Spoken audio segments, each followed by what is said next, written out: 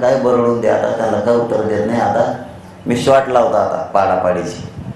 कोण पाडायचा, काय करायचा, कसा पाडायचा, त्याशिवाय ठेकायला नाही यायची.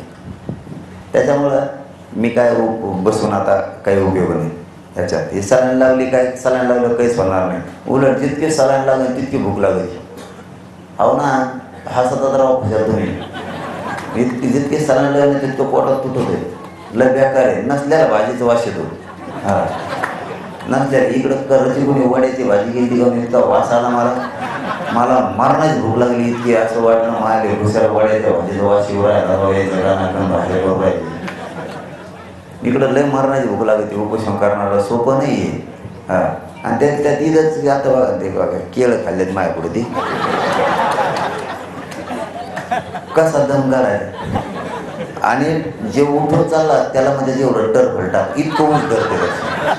आणि ते टरफल मला दिसत आहे ना, इतकं वर धरते. म्हणजे जेवढं टरफल टाकले तिकडे, जेवढं टरफल टाकले. आणि मी ऐकत होतो राव इकडं माझ्या जीवाला काय होत असं इकडं काय आहे का नाही. मग मला केळ कसं ध्यानात येत असं आपण एक दोन हाणाव का काय.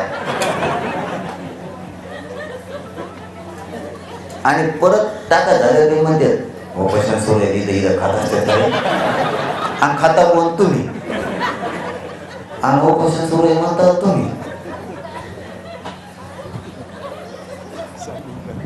इथं एकदा उपोषण स्थगित, इथं सलाईन लावल्यावर काही उपयोग होत नाही. शरीर सगळं मोकळं होतं. माझ्या तोंडाला 2-3 दिवस इतकं भयानक पाणी येत होतं. सलाईन लावली की ऑटोमॅटिक बंद झालं. त्या सलाईनला एक जेवल्यासारखीच ताकद असते. एक जेवल्यासारखीच ताकद आहे. काय उपयोग देऊन ते बसून ते करू, त्याच्यापेक्षा म्हणलं ते स्थगित करून आपण आपल्या समाजाच्या न्यायासाठी रस्त्यावर लढून समाजाचं तेच म्हणणं आहे की तुम्ही तयारीला लागा, आम्ही बघतो कसं परत